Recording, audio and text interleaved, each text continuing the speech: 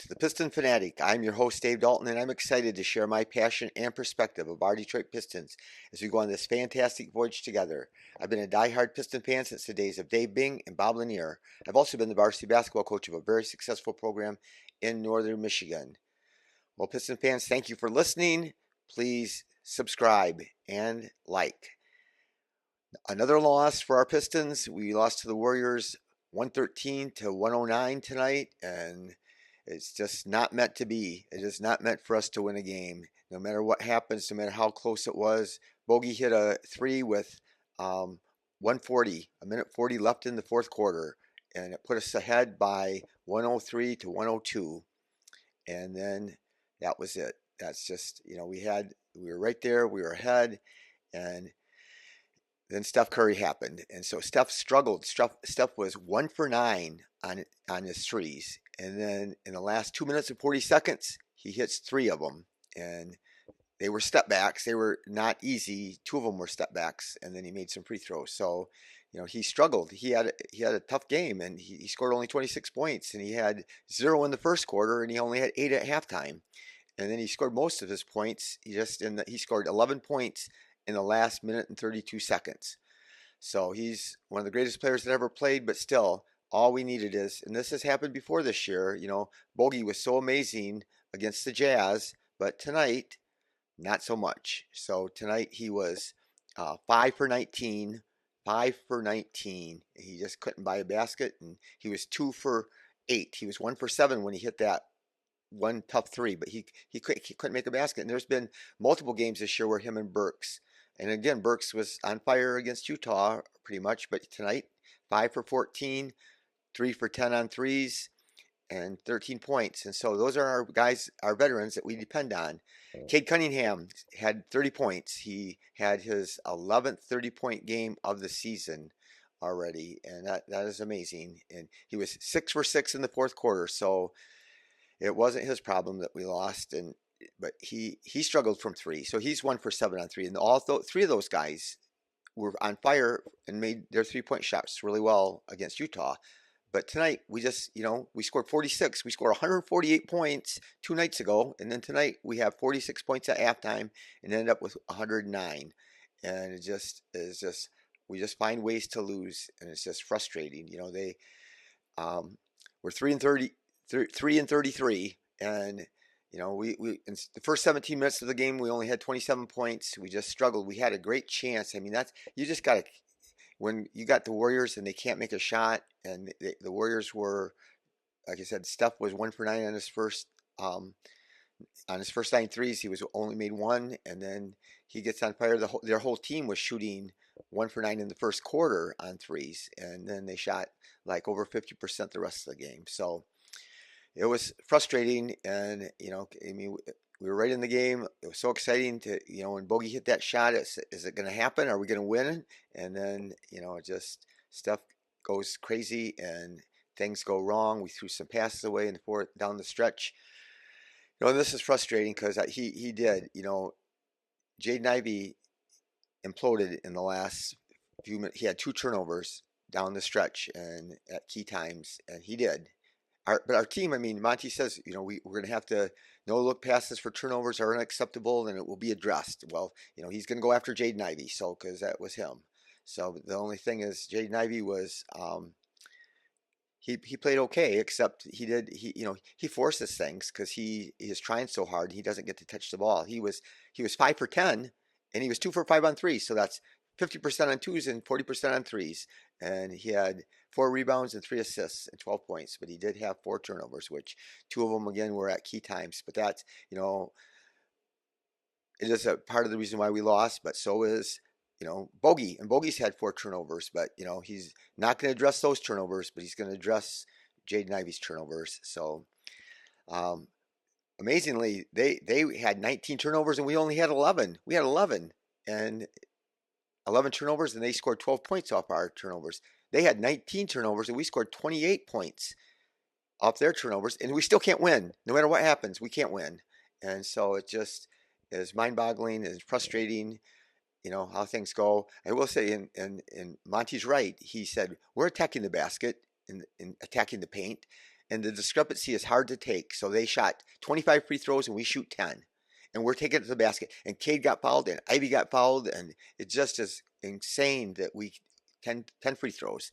So, I don't know. Monty said it's unacceptable in the discrepancy. And so it remains to be seen if the league will fine him. But we know that Monty makes $13 million a year. So he can afford a fine. If they fine him $25,000 for complaining. It's just like the change in our, in the middle part of your car compartment, that you put there. So anyway, like I said, it was a golden opportunity for us when Golden State struggled and Golden State, had the turnover problem, and it's frustrating. And I hope that you got to listen to. I did do a podcast earlier today. There was a great interview by Woj. It's called the Woj Podcast with Cade Cunningham and Troy Weaver talking about our Pistons, and Cade talking about how he's got to make himself better, and he really had to look in the mirror and say, what can I do to make our team better? Well, he did it tonight. He scored, like I said, he scored 30 points, but he was 13 for 22 in 35 minutes. But he's 1 for 7 on threes. And so he was 12 for 15 on twos. And again, he was 6 for 6 in the fourth quarter. So that's clutch. I know he's made by far the most clutch points on our team, but then it just kills you that their team, they have this Trace Jackson Davis, Dale Davis, who played for the Pacers, his son, who played at Indiana when he was in college, and he was 5 for 5, and Brandon Procheski was 4 for 7 and 2 for 2 on 3. So they have these guys, these rookies, have great games for them, and just hard to beat. So go through the box scores. Here's another thing. It's a never-ending story. Monty said, he just didn't even have to think about putting Livers in the lineup. He just decided he was going to put him in the lineup, not because of anything that he did. And then Knox was really good tonight, but Knox was in the starting lineup, but then now Livers is. But so Livers and Knox combined, they had 2 rebounds. They played 45 minutes combined. They had 2 rebounds. Asar Thompson got to play 9 minutes. 9 minutes. He got 4 rebounds. He got twice as many rebounds as those guys got in 45 minutes. But he can't play. He can't get out there. He had 2 steals. Those guys had 2 steals in 45 minutes. Asar had 2 steals in 9 minutes. So Troy, when he talked to Adrian Wojnarowski, he talked about the most important thing is, he's going to try to make trades. He's going to be aggressive, and he's going to do whatever he can. And like I keep always saying, that it takes 2 teams to make a trade. But he said the development of those 4 guys is the most important thing about the season, which is, I've been saying it all year, but Asar plays 9 minutes. So it's not that important for Monty. It's more important to see Livers, and Livers comes out there, he makes his first 3. So he played 22 minutes. He was 2 for 3, made his first 3. And then the rest of the game the ball got knocked to him. Somebody tipped the rebound, and he happened to be standing on the basket. And so he put it back in the basket. So, so he had 5 points. And during 33 minutes, 6 for 6. I don't know what his shooting percentage is, but it's got to be really good, because every game is like 6 for 7, 6 for 6. And he had 12 rebounds, 2 assists, 2 blocks. And he blocked Steph, really good, great block. And he had 13 points. I think I said Cade's already 35 minutes, 13 for 22, 1 for 7 on threes, 5 rebounds, 2 assists, 2 turnovers, which is really good, 30 points. Ivy, 24 minutes, 5 for 10, 2 for 5 on threes, and 4 rebounds, 3 assists, and 4 turnovers, and 12 points. So he's frustrated. And you could tell he's playing with a lot of frustration out on the court, and a lot of anger. And he fouled out. So his playing time was limited partway, because he only played 24 minutes, but he fouled out, and he got in foul trouble in the first half early. He's just playing, just a little bit unhinged. He's just playing with anger right now because of the way things are going, I think. And he needs to relax like he was earlier in the year. He's had some games where he's relaxed, but he is a key to our team, and he's second on our team in clutch points, and he hardly plays in the clutch time. Clutch time is the last 5 minutes of a game that's when you're within 5 points. So let's see. Knox, he was great tonight. Knox was played 23 minutes. He was 7 for 13, 4 for 8.